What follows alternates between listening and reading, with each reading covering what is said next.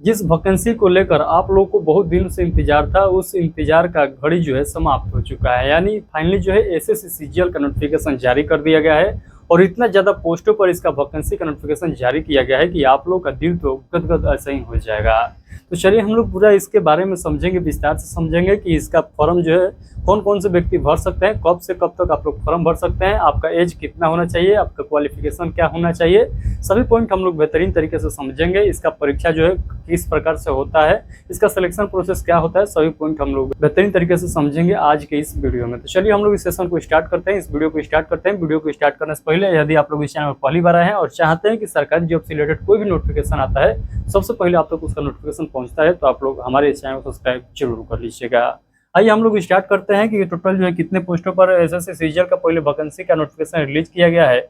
मैं आप लोगों को बता दूं, एसएससी सीजीएल का जो वैकेंसी का नोटिफिकेशन रिलीज किया गया है, ये जो है 14,582 सीटों पर जो है इसका वैकेंसी का नोटिफिकेशन रिलीज किया गया है। तो 14,500 प्लस भर्ती यहाँ पर मैं लिखा हूँ, तो 14,582 पोस्टों पर इस वैकेंसी का नोटिफिकेशन रिलीज किया गया है। तो यहाँ पर बहुत अच्छा खासा वैकेंसी है, इस बार जो है आप लोग सिलेक्शन ले सकते हैं। यदि आप लोग मन से तैयारी करिएगा तो सिलेक्शन हर हाल में ले लीजिएगा, ये पूरा दावा है, क्योंकि इतना वैकेंसी आप लोग के सामने दिखाई दे रहा है एसएससी सीजीएल में, इतने बड़ पोस्ट पर और इतना जो है ज़्यादा वैकेंसी आप लोग को दिखाई दे रहा है।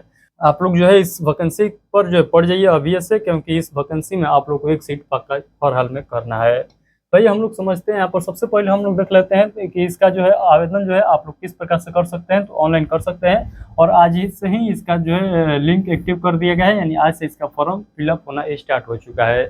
यदि आप लोग अभी तक फॉर्म फिलअप नहीं किए हुए हैं तो फॉर्म फिलअप जो है आप लोग ध्यानपूर्वक करिएगा, कोई भी गलती मत करिएगा, नहीं तो आप लोग को बाद में करेक्शन का डेट दिया जाएगा नहीं दिया जाएगा, वो एसएससी पर डिपेंड करता है। तो आप लोग को जो है हर हाल में बढ़िया से ही फॉर्म को फिलअप करना है, क्योंकि इस वैकेंसी से चुक जाते हैं तो पता नहीं अब कब इस प्रकार का वैकेंसी आप लोग को देखने को मिलेगा इतने ज़्यादा सीट पर।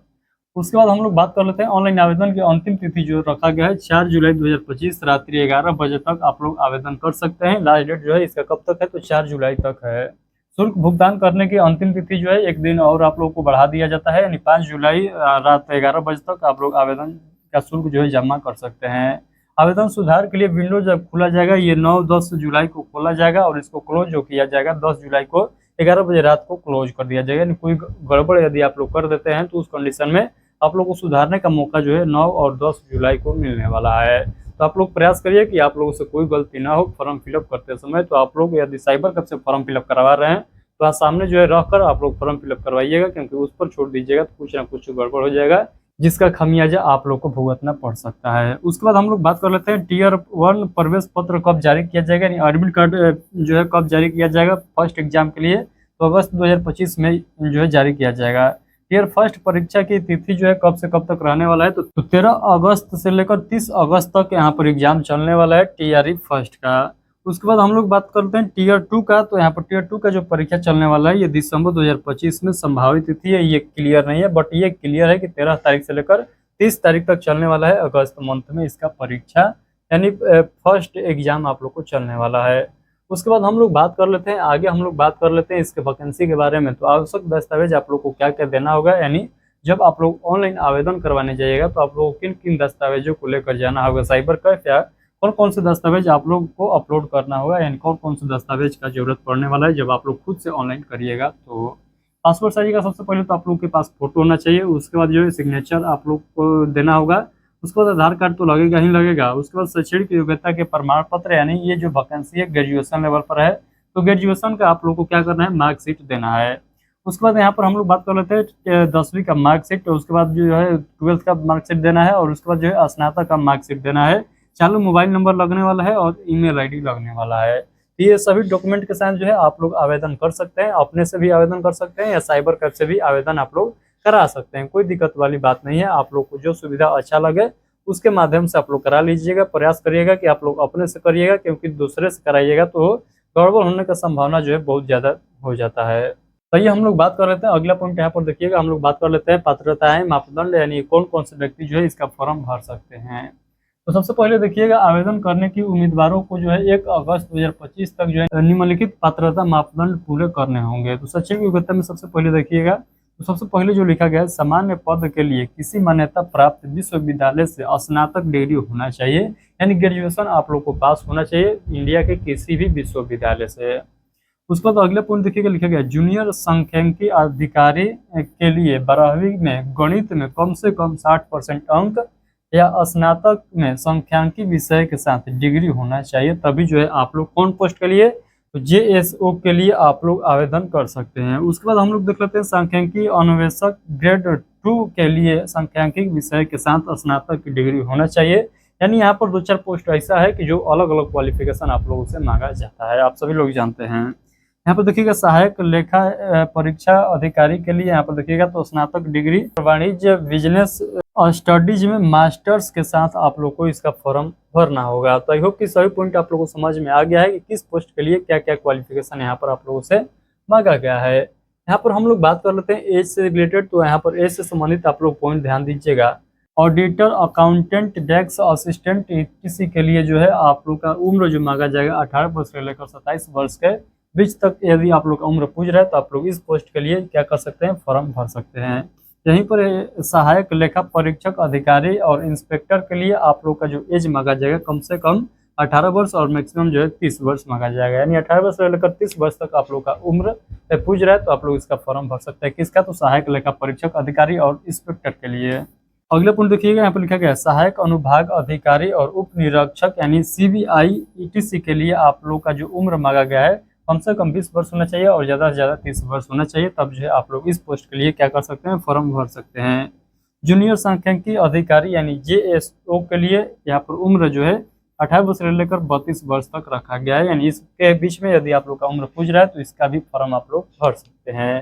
तो होप कि ये सभी पॉइंट आप लोग को क्लियर हो गया है। आइए हम लोग आगे के पॉइंट को समझते हैं। यहाँ पर देखिएगा लिखा गया है आयु में छूट की जानकारी है। आप सभी लोग जानते हैं कि भारत में जो है अलग अलग कैटेगरी में यहाँ पर छूट भी मिलता है, तो किस कैटेगरी में कितना छूट है आइए हम लोग देख लेते हैं एज से संबंधित। तो SC/ST कैंडिडेट के लिए जो है यहाँ पर 5 वर्ष अतिरिक्त छूट है, यानी जितना वहाँ पर अभी अभी हम लोगों ने एज देखा है उसमें आप लोग को 5 वर्ष मैक्सिमम में जोड़ लेना है यदि आप लोग SC/ST हैं। तो यदि आप लोग OBC से बिलोंग करते हैं तो आप लोग को 3 वर्ष मैक्सिमम वाले एज में जोड़ लेना है। यदि आप लोग PWD कैंडिडेट है तो आप लोग को 10 वर्ष अतिरिक्त जोड़ लेना है। यदि आप लोग भूतपूर्व सैनिक है तो आप लोग को जो है सरकारी नियमों के अनुसार जो है आप लोग का भी यहाँ पर छूट दिया जाता है। तो ये सही पॉइंट आप लोग को जो है ध्यान रखना है। आइए हम लोग उसके बाद अगला पॉइंट समझ लेते हैं। तो यहाँ पर आप सभी का जो है राष्ट्रीयता होना चाहिए, यानी आप सभी लोग जो है भारत के क्या होना चाहिए, नागरिक होना चाहिए। उसके बाद हम लोग बात कर लेते हैं यहाँ पर आवेदन शुल्क से संबंधित। तो आवेदन शुल्क यहाँ पर देखिएगा अलग अलग कैटेगरी का अलग अलग आवेदन शुल्क देना होता है। यदि आप लोग जनरल और OBC कैंडिडेट है तो आप लोग को 100 रुपये का राशि देना होगा। यदि आप लोग SC/ST PSW या भूतपूर्व सैनिक या ऑल कैटेगरी फीमेल है तो आप लोग को 0 रुपये यहाँ पर शुल्क देना होगा, यानी मुफ्त आप लोग का आवेदन होने वाला है। तो केवल जो है OBC और जनरल कास्ट के मेल कैंडिडेट से ही 100 रुपये लिया जाएगा, अदरवाइज किसी से पैसा नहीं लिया जाएगा आवेदन शुल्क के रूप में। अगले पॉइंट हम लोग समझ लेते हैं यहाँ पर परीक्षा पैटर्न के बारे में। तो परीक्षा पैटर्न यहाँ पर देखिएगा, चयन प्रक्रिया में 2 टियर की कंप्यूटर आधारित परीक्षा यानी CBT 2 परीक्षा होगा, यानी 2 को CBT परीक्षा होगा, यानी कंप्यूटर आधारित कितने परीक्षा होंगे, 2 परीक्षा होगा। पहला प्रीलिम्स होगा, दूसरा आप लोग मेंस कह सकते हैं, इस प्रकार से होगा। उसके बाद जो है आप लोग का दस्तावेज वेरिफिकेशन होगा, यानी DV होगा। तो जो है ये रहने वाला है आप लोग का सिलेक्शन प्रोसेस। उसके बाद हम लोग बात कर लेते हैं परीक्षा पैटर्न के बारे में। तो परीक्षा पैटर्न आप सभी लोग जानते हैं, परीक्षा जो मोड होता है ये ऑनलाइन CBT बेस्ड होता है, नहीं कंप्यूटर बेस्ड टेस्ट होता है। समय अवधि का हम लोग बात कर लेते हैं तो 1 घंटा का टोटल जो है समय दिया जाता है आप लोग को। कुल प्रश्नों की संख्या हम लोग देख लेते हैं तो 100 प्रश्न रहेंगे और कुल अंक हम लोग बात कर लेते हैं तो 200 रहेंगे, यानी प्रत्येक क्वेश्चन 2 मार्क का रहेगा। प्रश्नों की भाषा हम लोग देख लेते हैं तो हिंदी अंग्रेजी में आप लोग जो है कोई एक विषय का चुनाव करके यहाँ पर परीक्षा दे सकते हैं। प्रश्नों का स्तर हम लोग देख लेते हैं तो ग्रेजुएशन स्तर का आप लोगों से प्रश्न पूछा जाएगा। प्रश्नों का प्रकार हम लोग देख लेते हैं तो MCQ यानी वस्तुनिष्ठ प्रकार के जो है प्रश्न आप लोगों से पूछे जाएंगे। नेगेटिव मार्किंग हम लोग देख लेते हैं तो यदि आप लोग गलत करते हैं तो 0.5 अंक कटौती हो जाएगा। तो आई होप कि ये सभी पॉइंट आप लोग को बेहतरीन तरीके से समझ में आ चुका है कि परीक्षा पैटर्न किस प्रकार से फॉलो आप लोग को करना होगा। उसके बाद हम लोग यहाँ पर विषयवार संबंधित देख लेते हैं, यानी विषयवार और अंक संबंधित हम लोग देख लेते हैं किस विषय से कितना क्वेश्चन पूछा जाएगा, कितने नंबर का क्वेश्चन पूछा जाएगा। यहाँ पर देखिएगा सामान्य बुद्धिमत्ता और तर्क से यानी रीजनिंग से जो है 25 क्वेश्चन रहेंगे, टोटल 50 नंबर का रहेगा। उसी प्रकार यहाँ पर समान जागरूकता यानी जीएस से क्वेश्चन देखिएगा तो 25 क्वेश्चन रहेगा और 50 नंबर का रहेगा। उसके बाद यहाँ पर देखिएगा मात्रात्मक योग्यता से जो है आप लोग का 25 क्वेश्चन रहेगा और 50 नंबर का रहेगा। अंग्रेजी से जो है आप लोग को जो है कितना क्वेश्चन रहेगा, 25 क्वेश्चन रहेगा और 50 नंबर का रहेगा। यहाँ पर रीजनिंग, उसके बाद जीएस, मैथ और अंग्रेजी से आप लोग का क्वेश्चन जो है सेम क्वेश्चन रहेगा, यानी 25-25-25 क्वेश्चन रहने वाला है। और टोटल जो है हम लोग मार्क्स का बात कर लेते हैं तो टोटल 200 का एग्जाम होगा और टोटल क्वेश्चन हम लोग बात कर लेते हैं तो 100 क्वेश्चन रहने वाला है। आई होप ये सभी पॉइंट आप लोग को समझ में आ चुका है। चलिए हम लोग आगे के पॉइंट को और बेहतरीन तरीके से समझते हैं। अब हम लोग टीयर 2 परीक्षा के पैटर्न को समझेंगे। तो टीयर 2 में देखिएगा तो यहाँ पर ये भी परीक्षा जो है ऑनलाइन ही आप लोग को होगा, यानी सीबीटी बेस्ड ही होगा, कंप्यूटर बेस्ड टेस्ट ही होगा। पेपर की संख्या जो होगा ये 4 पेपर होगा, पद का जो है अनुसार यहाँ पर लागू होगा। प्रश्नों का प्रकार यहाँ पर देखिएगा तो एमसीक्यू यानी वस्तुनिष्ठ प्रकार के प्रश्न पूछे जाएंगे। भाषा का हम लोग बात कर लेते हैं तो वही जो है आप लोग हिंदी में भी दे सकते हैं और अंग्रेजी में भी यहाँ पर आप लोग इसका जो है एग्जाम दे सकते हैं। निगेटिव मार्किंग हम लोग देख लेते हैं तो पेपर 1, 2 और 4 में जो है निगेटिव मार्किंग जो रहने वाला है 0.5 रहने वाला है। पेपर 3 में जो है 0.25 यहाँ पर निगेटिव मार्किंग रहने वाला है। तो आई होप ये सभी पॉइंट आप लोग को बेहतरीन तरीके से समझ में आ चुका है कि टीयर 2 में जो है किस प्रकार से आप लोग को परीक्षा पैटर्न फॉलो करना होगा। उसके बाद हम लोग देख लेते हैं यहाँ पर टीयर 2 का विषयवार पेपर विवरण। तो यहाँ पर ध्यान से देखिएगा, मात्रात्मक योग्यता से 200 क्वेश्चन पूछे जाएंगे और 200 क्वेश्चन को अटेम्प्ट करने के लिए 120 मिनट का समय दिया जाएगा। सभी उम्मीदवार के लिए जो है ये परीक्षा अनिवार्य रहेगा। पेपर 2 अंग्रेजी भाषा और समझ से संबंधित रहेगा। यहाँ पर भी 200 क्वेश्चन पूछा जाएगा। यहाँ पर भी जो है 2 घंटा का समय दिया जाएगा। ये सभी उम्मीदवार के लिए अनिवार्य है, तो ये भी सभी जो है उम्मीदवार परीक्षा देंगे। पेपर 3 देखिएगा तो ये संख्यांकी से संबंधित रहेगा। ये 100 क्वेश्चन रहेगा और इसको अटेम्प्ट करने के लिए 2 घंटा का समय दिया जाएगा। और ये जो है केवल पोस्ट जो है यहाँ पर देखिएगा जेएसओ और संख्यांकी अन्वेषक के पद के लिए ये केवल एग्जाम होगा। तो जो इसके लिए फॉर्म भरेंगे उनको ये भी परीक्षा देना होगा, यानी पेपर 3 भी देना होगा। पेपर 4 में देखिएगा तो सामान्य अध्ययन, वित्त और जो है अर्थशास्त्र से संबंधित क्वेश्चन पूछा जाएगा, जो है 100 क्वेश्चन रहेगा और 2 घंटे का समय दिया जाएगा। केवल सहायक लेखा परीक्षक अधिकारी और लेखा अधिकारी पद के लिए जो है ये परीक्षा आप लोग को देना होगा। यानी इस पोस्ट के लिए यदि आप लोग फॉर्म भरेंगे तो आप लोग को पेपर 4 भी देना होगा। तो पेपर 1 और 2 सभी लोग का अनिवार्य है, यानी जो एसएससी सीजीएल का फॉर्म भरेंगे किसी भी पोस्ट के लिए आप लोग को 2 पेपर तो देना ही देना है और आप लोग को 2 पेपर और देना है यदि आप लोग इन पोस्टों के लिए भरते हैं। यानी पोस्ट भी यहाँ पर क्लियर किया गया है कि इन पद के लिए आप लोग एग्जाम का फॉर्म भरते हैं तो आप लोग को अलग से और जो है पेपर देना पड़ेगा। तो आई होप कि सभी पॉइंट आप लोग को समझ में आ चुका है। यहाँ पर देख सकते हैं प्रत्येक क्वेश्चन के लिए जो है यहाँ पर 2 नंबर दिया जाएगा। यदि गलती करते हैं तो 0.5 अंक काट लिए जाएंगे। तो आई होप कि सभी पॉइंट आप लोग को समझ में आ चुका है। आइए हम लोग और आगे पॉइंट को समझते हैं बेहतरीन तरीके से। तो यहाँ पर हम लोग बात कर लेते हैं वेतनमान से संबंधित, यानी कितना वेतन दिया जाएगा आप लोग को एक अनुमान पता चलना चाहिए। यहाँ पर देखिएगा यदि ग्रुप बी टाइप का जो वैकेंसी है उसमें जो वेतन दिया जाएगा 35,400 से स्टार्टिंग होगा और 1,12,400 रुपया तक जाने वाला है। तो 47,600 से लेकर 1,51,100 रुपया तक जो है ये लेवल 8 तक आप लोग को वेतन देखने को मिलेगा।